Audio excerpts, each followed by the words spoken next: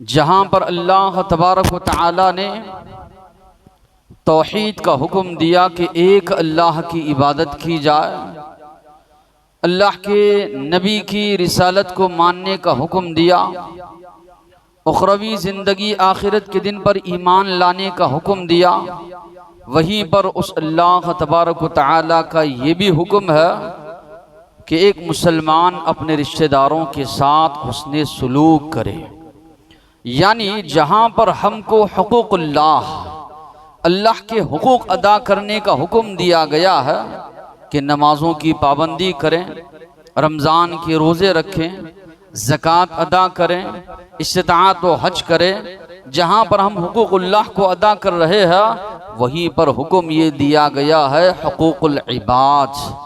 بندوں کے حقوق کو بھی ہم ادا کریں۔ اگر اس کے اندر ایک مسلمان کوتاہی کرے گا، کمی کرے گا، ناکام رہے گا تو یقیناً قیامت کے دن اس کا خمیازہ اس کو بھگتنا ہوگا۔ قیامت کے دن اللہ کے پاس اس کو پوچھ ہوگی، پکڑ ہوگی۔ اللہ تبارک و تعالیٰ نے قرآن مجید میں کئی مقامات پر رشتہ داری کو جوڑنے کا، صلہ رحمی کرنے کا، رشتہ داروں کے ساتھ حسن سلوک کرنے کا،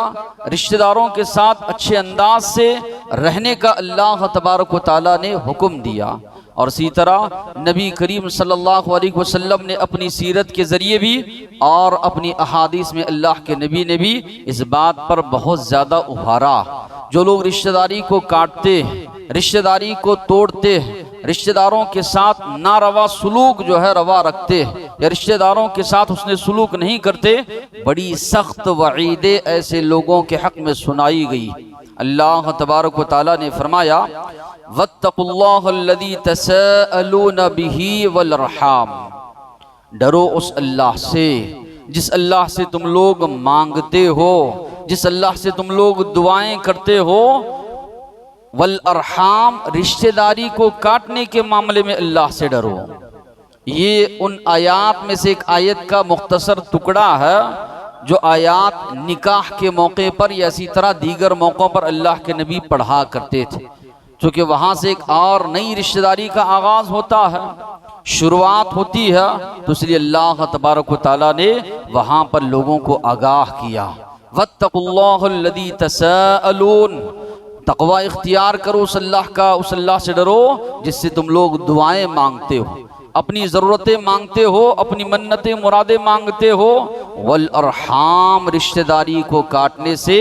رشتہ داری کو توڑنے سے بھی اللہ تبارک و تعالیٰ سے اس معاملے میں بھی تم لوگ ڈرو۔ اللہ نے فرمایا فَهَلْ عَسَيْتُمْ إِن تَوَلَّيْتُمْ أَن تُفْسِدُوا فِي الْأَرْضِ وَتُقَطِّعُوا أَرْحَامَكُمْ، کیا تم لوگ یہ سمجھتے ہو کہ اگر تم کو اقتدار مل جائے زمین میں، حکومت تم کو مل جائے تو زمین میں فساد مچاؤ گے، رشتہ داریاں کاٹو گے؟ اولئک الذین لعنہم اللہ، یہ وہ لوگ ہیں جن پر اللہ نے لعنت بھیجی ہے، اللہ نے اپنی رحمت سے ان کو دور کر دیا ہے۔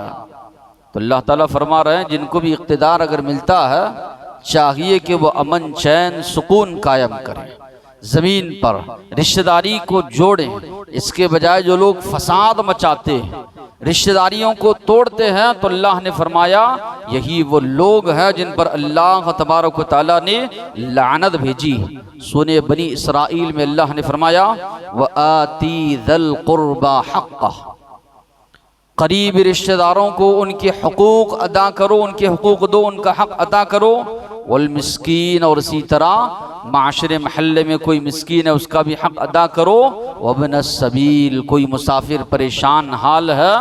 اس کی بھی امداد کرو۔ تو یہاں پر اللہ تبارک و تعالیٰ فرما رہے ہیں وَآتِي ذَا الْقُرْبَى حَقَّهُ، قریبی رشتہ دار ہے ان کے حقوق جو اللہ نے تم پر عائد کیے ہیں، ان کے حقوق اللہ نے جو تم پر مقرر کیے ہیں، ان حقوق کو ادا کرو۔ تو معلوم یہ ہوا یہ کوئی آپشن نہیں کہ انسان کو اختیار نہیں کہ انسان کرے گا تو بھی چلے گا، نہیں تو بھی چلے گا، نہیں، اللہ نے کہا حکم اللہ تبارک و تعالیٰ کا وَآتِي ذَا الْقُرْبَى حَقَّهُ، قریبی رشتہ داروں کی جو حقوق اللہ نے تم پر مقرر کیے ہیں ان حقوق کو تم لوگ بجا لاؤ، ان حقوق کو تم لوگ ادا کرو۔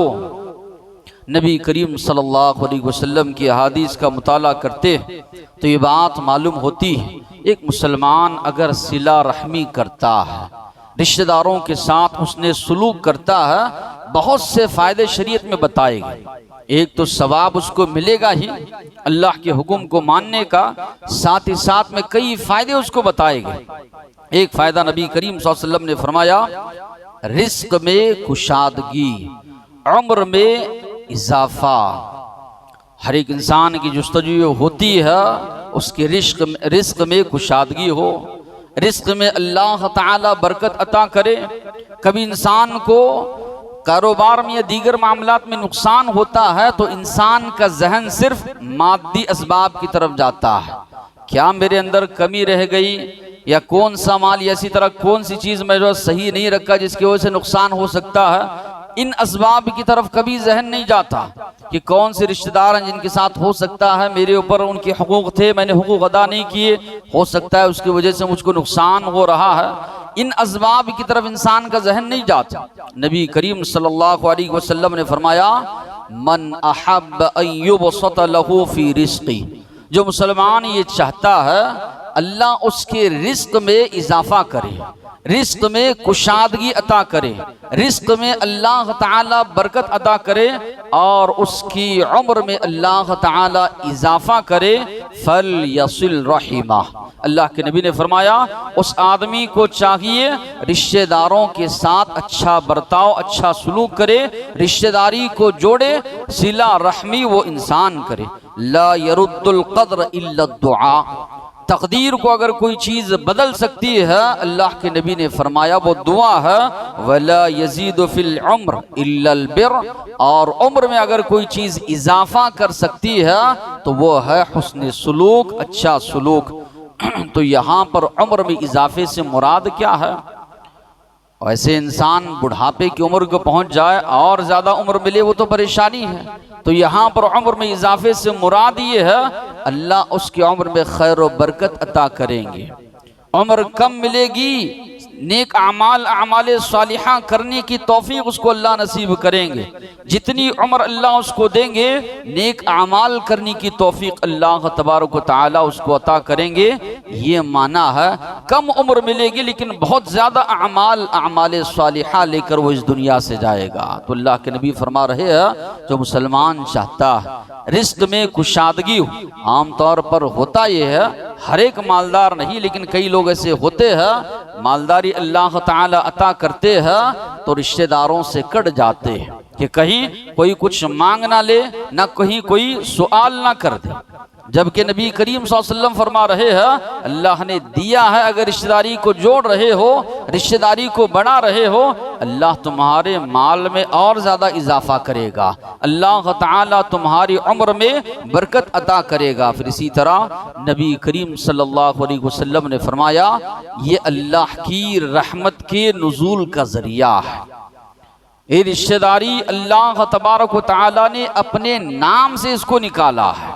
حدیث کے جو الفاظ ہے اللہ کے نبی نے فرمایا، اللہ فرماتا ہے انا اللہ انا الرحمن، میں اللہ ہوں، میں رحمان ہوں، خلقت الرحم، رشتہ داری کو میں نے پیدا کیا ہے، رشتہ داری کو میں نے وجود بخشا ہے، وشققت لها اسما من اسمی، میں نے اپنے نام سے اس نام کو نکالا ہے۔ اللہ کے جو صفات ہے ان میں دو صفات رحمان اور رحیم ہیں،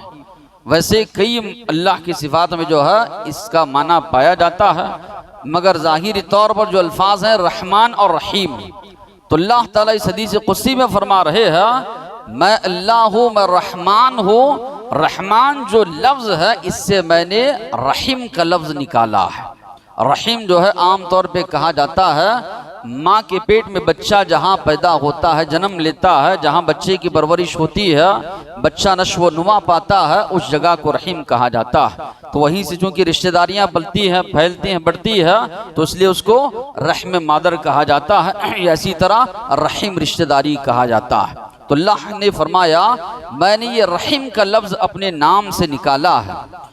من وصلها وصلته، جو اس رشتہ داری کو جوڑے گا میں اس کو اپنی رحمت سے جوڑوں گا، ومن قطعها قطعته، اور جو کوئی اس رشتہ داری کو کاٹے گا میں اس انسان کو اپنی رحمت سے جو ہے کاٹ دوں گا۔ الرحیم معلقۃ بالعرش، اللہ کے نبی نے فرمایا یہ رشتہ داری اللہ کے عرش سے لٹکی ہوئی ہے، تقول یہ کہتی ہے من وصلنی وصلہ اللہ، جو اس رشتہ داری کو جوڑتا ہے اللہ تبارک و تعالی اپنی رحمت سے اس کو جوڑ دے، ومن قطعہ قطعہ اللہ، جو رشتہ داری کو کاٹتا ہے، رشتہ داری کو توڑتا ہے، رشتہ داروں سے کٹ جاتا ہے، اللہ تعالیٰ بھی اس انسان کو اپنی رحمت سے کاٹ دے۔ تو کتنی بڑی بات جو ہے بتائی گئی، اللہ کی رحمت کا سبب ہے رشتہ داروں کو جوڑنا، اسی طرح رشتہ داروں کے ساتھ اس نے سلوک کرنا۔ اسی طرح نبی کریم صلی اللہ علیہ وسلم نے فرمایا یہ ایمان کی علامت ہے، مومن ہو اس کی علامت ہے کہ تم رشتہ داری کو جوڑو۔ اللہ کے نبی نے فرمایا، ابو ہریرہ رضی اللہ عنہ اس حدیث کے راوی ہے، من کان یؤمن باللہ والیوم الآخر فلیصل رحمہ، جو اللہ پر آخرت کے دن پر ایمان رکھتا ہے چاہیے کہ وہ صلہ رحمی کرے، اپنی رشتہ داری کو جوڑے۔ اللہ کے نبی جب مدینۃ المنورہ تشریف لائے، عبداللہ بن سلام رضی اللہ عنہ جو یہودیوں کے سرداروں میں سے تھے، شروع میں جنہوں نے اسلام قبول کیا، اللہ کے نبی مدینہ میں داخل ہوئے، اللہ کے نبی کے چہرے پر جب ان کی نظر پڑی تو کہنے لگے یہ کسی جھوٹے انسان کا چہرہ نہیں ہو سکتا۔ قرآن نے کہا یہودیوں کے بارے میں جس طرح باپ اپنے بیٹے کو پہچانتا ہے اتنی یقین کے ساتھ یہ لوگ پہچانتے ہیں کہ اللہ کے نبی، یقین اللہ کے نبی، ضد ہڑ درمی عصبیت کی بنیاد پر اللہ کے نبی پر یہ لوگ ایمان نہیں لائے۔ انہی کے سرداروں میں سے ایک سردار تھے عبداللہ بن سلام رضی اللہ عنہ، کہتے ہیں اللہ کے نبی کے پاس میں جا کر بیٹھا اسلام لانے کے لیے، سب سے پہلی چیز جو میں نبی کریم صلی اللہ علیہ وسلم سے سنی یہی بات تھی، یا ایھا الناس، اے لوگو تم لوگ نماز قائم کرو، لوگ جب رات میں سو رہے ہو نماز ادا کرو، اٹھ کر تہجد کی نماز، صلو باللیل والناس نیام، صلوا الارحام، ساتھ ہی ساتھ میں رشتہ داریوں کو جوڑو، تدخلوا الجنت بسلام، تم لوگ جو ہے سلامتی کے ساتھ جنت میں داخل ہو جاؤ گے۔ تو اللہ کے نبی شروع میں جب آئے سلام کو عام کرنے کا حکم دیا، مسکینوں کو کھانا کھلانے کا حکم دیا، اللہ کے نبی نے نماز تہجد ادا کرنے کا حکم دیا، انہی اعمال کے ساتھ ساتھ اللہ کے نبی نے فرمایا وصلوا الارحام، اور اسی طرح تم لوگ رشتہ داری کو جوڑو۔ اور یہ حدیث میں بھی اللہ کے نبی فرما رہے ہیں جس کا ایمان ہے اللہ پر، جس کا ایمان ہے آخرت کے دن پر، فلیصل رحمہ، چاہیے کہ وہ اپنی رشتہ داری کو جوڑے، رشتہ داروں کے ساتھ اس نے سلوک کرے۔ ابو ایوب انصاری رضی اللہ عنہ فرماتے ہیں ایک صحابی نبی کریم صلی اللہ علیہ وسلم کے پاس آئے، کہنے لگے اے اللہ کے نبی ایسا عمل بتائیے جو مجھے جنت میں لے جائے۔ اکثر صحابہ کے بارے میں آپ یہ پڑھیں گے، ان کی جستجو تھی، ان کی یہ تڑپ تھی، یہ دنیا تو ہے جیسی تیسی انسان کی گزر جائے گی، اصل جو زندگی آخرت کی زندگی ہے، اصل کامیابی جو ہے وہ آخرت کی کامیابی ہے۔ اس لیے اللہ کے نبی سے سوال کرتے دلنی علی عمل اذا عملتہ دخلت الجنہ، اے اللہ کے نبی ایسا عمل بتائیے کروں تو میں جنت میں جاؤں۔ تو یہ بھی صحابی آئے، کہنے لگے اللہ کے نبی ایسا عمل بتائیے جو ہمیں جنت میں لے جائے۔ اللہ کے نبی نے فرمایا تعبد اللہ، اللہ کی عبادت کرو، ولا تشرک بہ شیئا، اس کے ساتھ کسی کو شریک مت ٹھہراؤ۔ یہ ضروری ہے، یہ لازمی ہے، عبادت صرف اللہ کی، اس کے ساتھ کسی کو شریک نہ ٹھہرایا جائے۔ عبادت کے ساتھ اگر کسی کو شریک ٹھہرا رہے ہیں وہ عبادت اللہ کے پاس قابل قبول نہیں۔ وتقیم الصلاۃ، نمازوں کی پابندی کرو، وتؤتی الزکاۃ، زکوٰۃ ادا کرو، وتصل الرحم، اور اسی طرح رشتہ داری کو جوڑو، رشتہ داروں کے ساتھ اس نے سلوک کرو۔ یہاں غور کرنے کی بات یہ ہے توحید کے ساتھ، نماز کے ساتھ، زکوٰۃ کے ساتھ، جو کہ اسلام کی بڑی اہم عبادات ہے، ان عبادات کے ساتھ اللہ تبارک و تعالیٰ نے رشتہ داری کو جوڑنے کا اللہ کے نبی نے حکم دیا۔ تو معلوم یہ ہوا بڑی بڑی عبادات کے ساتھ جو اس کو شامل کیا گیا ہے کہ ایک مسلمان رشتہ داری کو جوڑے، تو یہ معلوم ہوا کہ جو مسلمان رشتہ داری کو جوڑتا ہے وہ جنت میں جانے والا عمل کر رہا ہے۔ یہ ان اعمال میں سے ہے جو ایک مسلمان کو جنت میں لے جانے والے۔ پھر اسی طرح اللہ کے نزدیک یہ بہت ہی زیادہ محبوب عمل ہے۔ خثعم یہ قبیلہ ہے، وہاں سے ایک صحابی اپنے ساتھ کئی لوگوں کو لے کر آئے، اللہ کے نبی سے سوال کرنے لگے کیا آپ یہ دعویٰ کرتے ہیں کہ آپ اللہ کے نبی ہیں؟ اللہ کے نبی نے فرمایا ہاں یقیناً میں یہ دعویٰ کرتا ہوں کہ میں اللہ کا نبی ہوں۔ پھر انہوں نے سوال کیا ایسا عمل بتائیے جو اللہ کے نزدیک سب سے زیادہ محبوب ہے، سب سے زیادہ پسندیدہ ہے۔ آج ہماری کوشش یہ ہوتی ہے فلاں فلاں ہم سے راضی ہو جائے، فلاں فلاں ہم سے خوش ہو جائے، جبکہ صحابہ کا منشا و مقصد یہ ہوتا تھا اللہ ہم سے راضی ہو جائے۔ یہی ہونا چاہیے کہ ایک مسلمان جو ہے اللہ کی رضامندی حاصل کرے، دنیا والے راضی ہوتے ہیں ناراض ہوتے ہیں اس کی پرواہ نہ کرے، رضامندی جو حاصل ہو یہ اللہ تبارک و تعالیٰ کی، اور یہ اللہ کی جو جنت کی نعمتیں ہیں، اللہ کی دیدار کے بعد سب سے بڑی نعمت ہے کہ اللہ ہم سے راضی ہو جائے۔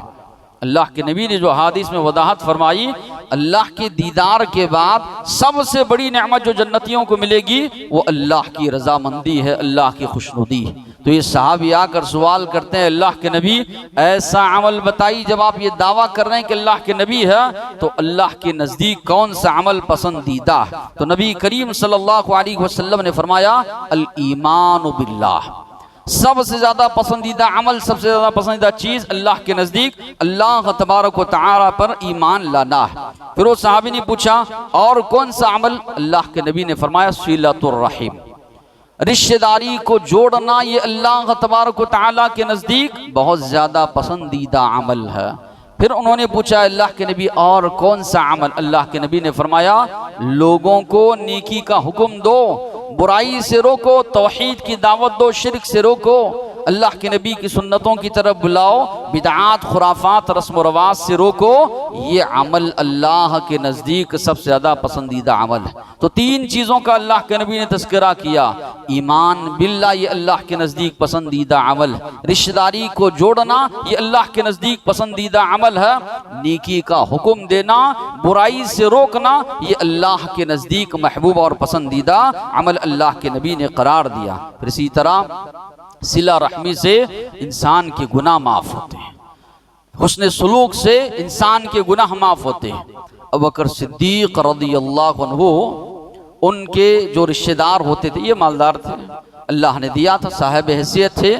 رشتہ داروں پر خرچ کرتے تھے۔ شروع اسلام میں کئی غلاموں کو ابوبکر صدیق رضی اللہ عنہ نے آزاد کیا، ان کے والد ڈانٹتے تھے پورا پیسہ کہاں لٹا رہے ہو، لیکن نہیں سنتے تھے، اسلام کے راستے میں خرچ کرتے تھے، تو اپنے رشتہ داروں کو بھی ابوبکر صدیق رضی اللہ عنہ دیتے تھے۔ مدینہ المنورہ میں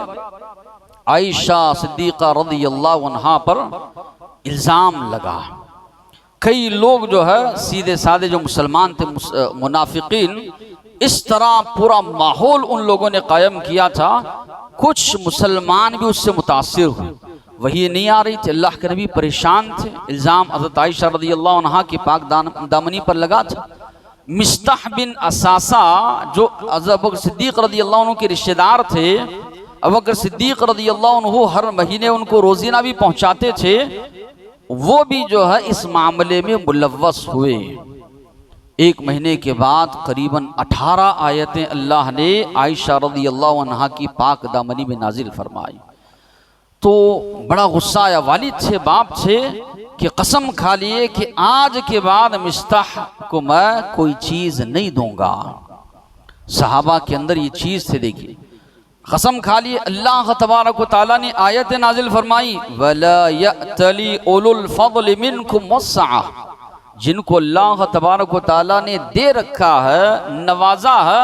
کبھی وہ قسم نہ کھائیں ان یؤتوا اولی القربا کہ قریبی رشتہ داروں کو ہم نہیں دیں گے، دینا بند کر دیں گے، والمساکین مسکینوں کو نہیں دیں گے، والمہاجرین فی سبیل اللہ اور ان لوگوں کو جو اللہ کے راستے میں ہجرت کر چکے ہیں، ولیعفو معاف کر دو، ولیصفحوا درگزر کرو، الا تحبون کیا تم لوگ یہ پسند نہیں کرتے، ان یغفر اللہ لکم اللہ تم کو معاف کرے، اللہ تم کو بخش دے، واللہ غفور الرحیم اللہ معاف کرنے والا اور رحم کرنے والا ہے۔ اتنا بڑا معاملہ، ام المومنین اللہ کے نبی کی بیوی ہے، مومنوں کی ماں ہے، ابوبکر صدیق رضی اللہ عنہ کی بیٹی ہے، اتنا بڑا الزام لگایا گیا، اس الزام میں یہ آدمی شریک ہے پھیلانے میں۔ حضرت ابوبکر صدیق رضی اللہ عنہ قسم کھا رہے ہیں، اللہ تبارک و تعالی فرما رہے ہیں یقیناً ان کا غصہ جائز، اس کے باوجود بھی اللہ نے ان کو نصیحت کی کہ اولو الفضل جن کو اللہ نے فضل و کرم سے نوازا ہے، کبھی یہ قسم نہ کھائیں کہ رشتہ داروں کو نہیں دیں گے، مسکینوں کو نہیں دیں گے، محلے کے فقراء مساکین کو نہیں دیں گے۔ ہوتا ہے کبھی کبھی ہم رشتہ داروں کے ساتھ اس نے سلوک کرتے ہیں، بس سلوک ہی وہ لوگ کرتے ہیں، رویہ ان کا صحیح نہیں ہوتا ہے تو آدمی غصے میں آ جاتا ہے، قسم کھا لیتا ہے کہ ان کے ساتھ اس نے سلوک نہیں کروں گا۔ اللہ نے کہا اس طرح مت کرو،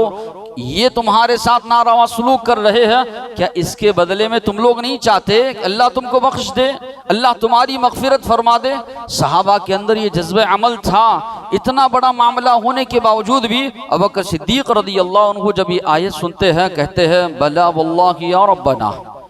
کیوں نہیں اے ہمارے پروردگار، یقیناً یہ چاہتا ہوں کہ اللہ تو مجھے بخش دے، میری مغفرت فرما۔ ہم کئی چیزیں سنتے ہیں لیکن عمل کا جذبہ ہمارے اندر پیدا نہیں ہوتا، یہ ہمارے درمیان حقد ہے، رشتہ داری کٹی ہوئی ہے،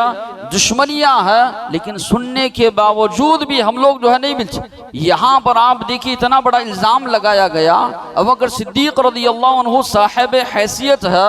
اور مستح بن اساسہ فقراء مساکین میں ان کا شمار ہوتا ہے، ہر مہینے یہ روزینہ ان کو پہنچاتے ہیں، اس کے باوجود بھی اللہ کی آیتیں نازل ہوئی، فوراً جو قسم کھائی تھی اس قسم کو توڑ دیا، قسم کا کفارہ ادا کر دیا، وہیں سے جو ہے ان کو روزینہ دینا، ہر مہینہ جیسے پہلے دیتے تھے وہ دینا شروع کیا۔ یہ ہونا چاہیے ایک مسلمان کے اندر، جب وہ قرآنی آیات سنتا ہے، اللہ کے نبی کی احادیث کو سنتا ہے، اپنی انا کو ہٹا دے۔ یہ انانیت ہے انسان کے اندر جو شیطان کی طرف سے آتی ہے، ہر ایک معاملے میں جو ہے انسان کو جو ہے روکتی ہے۔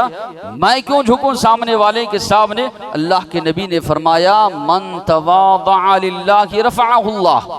جو انسان اللہ کے لیے تواضع انکساری اختیار کرتا ہے اللہ اس کو بلندی عطا کرتے۔ لوگوں کے سامنے بلندی لے کر انسان کیا کرے گا؟ اللہ کے نزدیک انسان بلند اعمال والا ہو۔ تو اللہ کے نبی فرما رہے ہیں من تواضع للہ،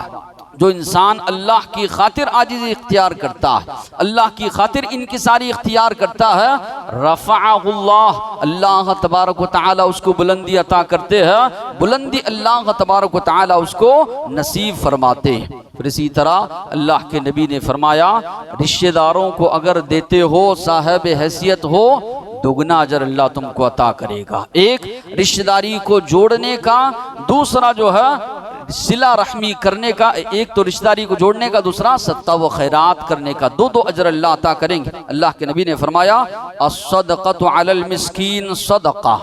مسکین پر صدقہ کرنا یہ صدقہ ہے، وعلی ذی الرحم سنتان، اگر تمہارے خاندان والوں میں، قبیلے والوں میں کوئی محتاج مسکین ہے اس کو دے رہے ہو، سنتان، اللہ کے نبی نے فرمایا دگنا اجر اللہ عطا کرے گا۔ صدقۃ وصلۃ، صدقہ و خیرات کرنے کا بھی ثواب اور رشتہ داری کو جوڑنے کا بھی ثواب۔ اس معاملے میں ہمارا معاشرہ بڑا مظلوم ہے،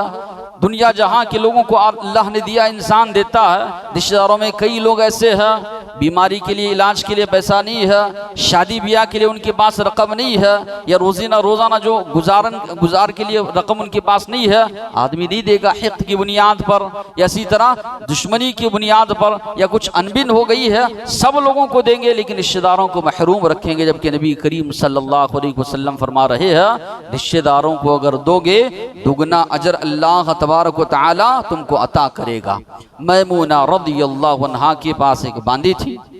انہوں نے آزاد کر دیا۔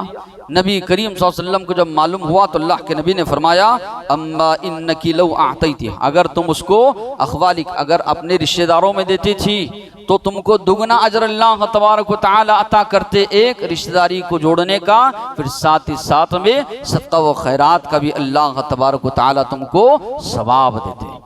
تو یہ تو فضیلتیں تھیں کہ انسان رشتہ داری کو جوڑتا ہے تو کیا کیا اس کو اللہ کی جانب سے ملے گا، توڑتا ہے رشتہ داری کو تو اس کا نقصانات کیا ہیں۔ اللہ تبارک و تعالیٰ نے فرمایا والذین ینقضون عہد اللہ من بعد میثاقہ، جو لوگ کسی سے عہد و پیمان کرتے ہیں یا اللہ سے کیے ہوئے وعدے کو توڑ دیتے ہیں، وَيَقْطَعُونَ مَا أَمَرَ اللَّهُ بِهِ أَن يُوصَلَ، اور جس کو جوڑنے کا اللہ نے حکم دیا ہے اس کو بھی توڑتے ہیں، یعنی رشتہ داری کو جوڑنے کا اللہ نے حکم دیا ہے اس کو توڑتے ہیں، وَيُفْسِدُونَ فِي الْأَرْضِ، زمین میں فساد مچاتے ہیں، أُولَئِكَ لَهُمُ اللَّعْنَةُ، یہی وہ لوگ ہیں جن پر اللہ کی لعنت ہے، وَلَهُمْ سُوءُ الدَّارِ، ان کے لیے برا ٹھکانہ ہے، یعنی یہ لوگ جہنم میں جائیں گے۔ اللہ کے نبی نے صاف طور پر فرمایا لا يدخل الجنت قاطع رحم، رشتہ داری کو کاٹنے والا جنت میں نہیں جائے گا، معنی یہ ہے کہ وہ آدمی سیدھے مرنے کے بعد جو ہے جہنم میں جائے گا اگر اس نے رشتہ داری کو کاٹا تھا، رشتہ داروں سے جو ہے کٹا تھا۔ اللہ کے نبی نے فرمایا رشتہ داری کو کاٹنے والے کا کوئی عمل اللہ کے پاس قبول نہیں ہوتا۔ آپ کی حدیث ہے ان اعمال بنی آدم تعرض، بنی آدم کے سارے اعمال جمعرات کے دن یا اسی طرح جمعہ کی رات جو ہے پیش ہوتے ہیں، فلا يقبل عمل قاطع رحم، جو انسان رشتہ داری کو کاٹتا ہے اللہ کے نبی نے فرمایا اس کے اعمال اللہ تبارک و تعالیٰ کے پاس قبول نہیں ہوتے۔ تو معلوم یہ ہوا رشتہ داری کو کاٹنے والے کا عمل اللہ کے پاس قبول نہیں۔ جنت کو اللہ تبارک و تعالیٰ نے ایسے انسان پر حرام قرار دیا ہے، اللہ کی لعنت برستی ہے ایسے انسان پر جو کہ رشتہ داری کو جو ہے کاٹتا ہے۔ کئی لوگوں کی شکایات یہ ہوتی ہے ہمارے کئی رشتہ دار ہیں، ہم ملنا چاہتے ہیں وہ ملتے نہیں، ہم اچھا سلوک کرتے ہیں وہ برا سلوک کرتے ہیں، یا اسی طرح ہم اچھے انداز سے ان سے گفتگو کرتے ہیں ان کا رویہ تکبرانہ ہوتا ہے۔ اللہ کے نبی نے فرمایا لیس الواصل بالمکافئ، برابر برابر کا معاملہ کرنے والا یہ رشتہ داری کو جوڑنے والا نہیں۔ کوئی مل رہا ہے ہم اس سے مل رہے ہیں، اللہ کے نبی نے فرمایا یہ کیا بڑی بات ہے، اصل میں وہ ہے جو انسان رشتہ داری کو کاٹ رہا ہے اس سے ملنا، اللہ کے نبی نے فرمایا یہ اصل رشتہ داری کو جوڑنا ہے۔ اور ایک حدیث میں یہ بھی الفاظ ہے افضل الصدقہ، صدقہ و خیرات میں وہ افضل صدقہ ہے الصدقۃ علی ذی الرحم الکاشف، اپنے اس رشتہ دار کو صدقہ دینا جو ہمارے بارے میں حقد رکھتا ہے، بغض رکھتا ہے، دشمنی رکھتا ہے۔ اللہ کے نبی فرما رہے ہیں دیکھیں اللہ احادیث میں بھی جو ہے انسان کی کیسی کیسی دکھتی ہوئی رگوں پر ہاتھ رکھا گیا ہے، یہ آسان نہیں ہے، سننا سنانے میں جو ہے یہ آسان معلوم ہوتا ہے، ورنہ معاشرے میں آپ رہ کر دیکھیے حالات جو نظر آئیں گے آپ کو، سالوں سال رشتہ داریاں کٹی ہوئی کہ انسان جو ہے دوسروں سے ملا۔ اللہ کے نبی فرما رہے ہیں وہ صدقہ افضل صدقہ ہے جو آپ اپنے اس رشتہ دار کو دے رہے ہیں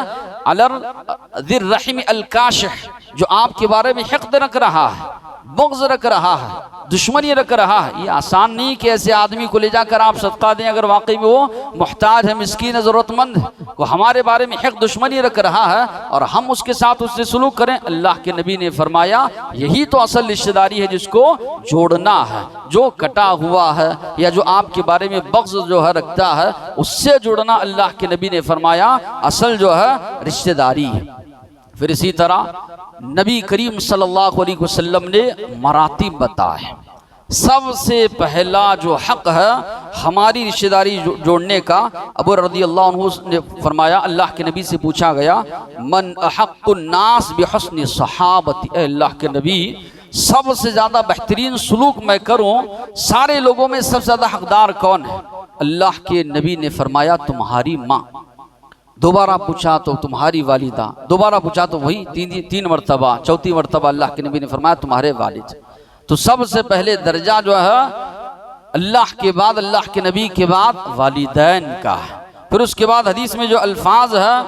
بر امک و اباک، اپنی والدہ سے، اپنے والد سے، و اختک، اپنی بہن سے، و اخاک، اپنے بھائی سے، ثم ادناک فادناک، اس کے بعد جیسے رشتہ داریاں ہیں ان کے ساتھ تم جو ہے حسن سلوک کیا کرو۔ اللہ کے نبی نے یہاں تک فرمایا کہ تعلموا من انسابکم، اپنے خاندان والوں کو جانو، کون تمہارے خاندان والے ہیں ان کو جانو، تاکہ تم رشتہ داری کو جو ہے جوڑ سکو۔ اس لیے کہ رشتہ داری کو جوڑنا محبت فی الاہل، یہ آپس میں محبت کو پیدا کرنے والا ہے۔ مسرات فی المال، تمہارے مال میں اس کی وجہ سے اضافہ ہوگا۔ منزعۃ فی العصر، پھر ساتھ ہی ساتھ میں تمہاری عمر میں بھی اللہ تبارک و تعالی اضافہ فرمائیں گے۔ تو اللہ کے نبی فرما رہے ہیں اپنے خاندان والوں میں کون کون ہے ان کو جانو، تاکہ تمہاری رشتہ داری تم جو ہے بڑھا سکو۔ کس طرح رشتہ داری جوڑی جائے؟ انسان ملاقات کرے، سلام دعا کو جاری رکھے، اگر فرصت نہیں ہے، اوقات نہیں ہے، مسافت لمبی ہے، آج اللہ نے کئی وسائل جو ہے پیدا کیے ہیں، ان وسائل کے ذریعے ایک دو بول لے، خیر خیریت انسان جو ہے معلوم کرے۔ بیمار ہے اگر کوئی رشتہ داروں میں بیمار پرسی کرے۔ اللہ کے نبی نے فرمایا اگر کوئی صبح میں کسی کی بیمار پرسی کرتا ہے، عام لوگوں کے بارے میں 70,000 فرشتے اس کے حق میں دعا کرتے ہیں، وہ جنت کی کیاریوں میں چل رہا ہے۔ شام میں اگر کوئی کسی مسلمان کی بیمار پرسی کرتا ہے، 70,000 فرشتے اس کے حق میں دعا کرتے ہیں، وہ جنت کے باغات میں جو ہے وہ چل رہا ہے۔ دیگر لوگوں کے بارے میں یہ فضیلت بتائی گئی ہے، اور اسی طرح اگر خاص رشتہ دار ہے تو یقین ان کی بیمار پرسی کی جائے۔ محتاج ہے، وہ ضرورت مند ہے، اللہ کے نبی نے فرمایا اگر اللہ نے تم کو دیا ہے تو اللہ کے نبی نے فرمایا ان کو دو۔ پھر اسی طرح رشتہ داری کا یہ بھی تقاضا ہے کہ اگر ہمارے رشتہ دار شرک میں مبتلا ہے، بدعات میں مبتلا ہے، خرافات میں مبتلا ہے، ان کی اصلاح کی جائے۔ کئی لوگ جو ہے رشتہ داریاں توڑ دیتے ہیں، کٹ جاتے ہیں کہ وہ شرک کرتے ہیں، بار بار جو ہے بدعات خرافات میں رسم و رواج میں بلاتے ہیں۔ رشتہ ہم کو کاٹنا نہیں، رشتہ داری کو جوڑنا ہے۔ مقصد وہاں پر یہ ہے کہ رشتہ دار جو شرک میں مبتلا ہے، یہ رشتہ دار جو کہ بدعات خرافات میں مبتلا ہے، اللہ نے ہم کو توحید کی جو ہے نعمت جو عطا کی ہے ان تک پہنچائے۔ کئی مرتبہ ایسی گفتگو چلتی ہے رشتہ داروں کے درمیان، وہ چڑ جاتے ہیں، غصے میں آ جاتے ہیں، یا اسی طرح لڑنے جھگڑنے پر کھڑے ہو جاتے ہیں۔ توحید کی آپ ان کو بات کرو، شرک سے ان کو روکو، مزاروں پر جانے کے لیے روکو تو وہ لوگ غصے میں آ جانے لگتے ہیں، تو آدمی بھی چڑ کر چھوڑ دیتا، نہیں چھوڑنا ہے۔ یہ ہمارے اندر جستجو تڑپ ہونی چاہیے۔ اللہ کے نبی پر سب سے پہلے جو وحی نازل ہوئی ان باتوں میں یہ بات بھی تھی، وَأَنذِرْ عَشِيرَتَكَ الْأَقْرَبِينَ، آپ اپنے قریب رشتہ داروں کو بلائیے، آپ ان کو ڈرائیے۔ اللہ کے نبی جب بلا کے دعوت دیے، سب سے پہلے پتھر مارنے والا، اسی طرح برا بھلا کہنے والا اللہ کے نبی کا چچا ابو لہب تھا۔ اللہ کے نبی نے کچھ نہیں کہا، لیکن سامنے سے اللہ تبارک و تعالیٰ نے آیات نازل فرمائی، تبت یدا ابی لہب وتب، برباد ہو ابو لہب، اس کے دونوں ہاتھ برباد ہو، اللہ کے نبی برباد نہیں ہوں گے۔ تو وہاں پر آپ دیکھیں گے نبی کریم صلی اللہ علیہ وسلم اپنے رشتہ داروں کو بلا کر سمجھا رہے ہیں۔ چچا کو بھی جو ابو طالب تھے، بار بار نبی کریم صلی اللہ علیہ وسلم توحید کی دعوت دیا کرتے تھے۔ تو یہ بھی رشتہ داری کو جوڑنے میں ہے کہ رشتہ داری کو جو ہے جوڑا جائے، کہ اگر کوئی ہمارے رشتہ داروں میں جو ہے شرک اور اسی طرح کفر یا اسی طرح بدعات خرافات میں ملوث ہے تو ان تک جو ہے پہنچا جائے، ان کو اچھے انداز میں توحید کی باتیں جو ہے سمجھائی جائیں۔ ایسے نہیں کہ تو کافر ہے، تو مشرک ہے، تو جہنم میں جائے گا، رویہ ہمارا وہ نہ ہو، رویہ اچھا ہو، تاکہ ہمارے اندر یہ تڑپ جستجو ہو کہ جس طرح ہم کو توحید کی اللہ تبارک و تعالیٰ نے نعمت دی ہے وہ نعمتیں ان کو بھی دے۔ کئی رشتہ دار ہوتے ہیں، ان کے رشتہ داروں کی وجہ سے ان کو توحید نصیب ہوتی ہے، کسی کے والد کی وجہ سے، کسی کے بھائی کی وجہ سے، یا کسی کے دوست کی وجہ سے۔ تو ہم کو جیسے اللہ تبارک و تعالیٰ نے توفیق دی ہے،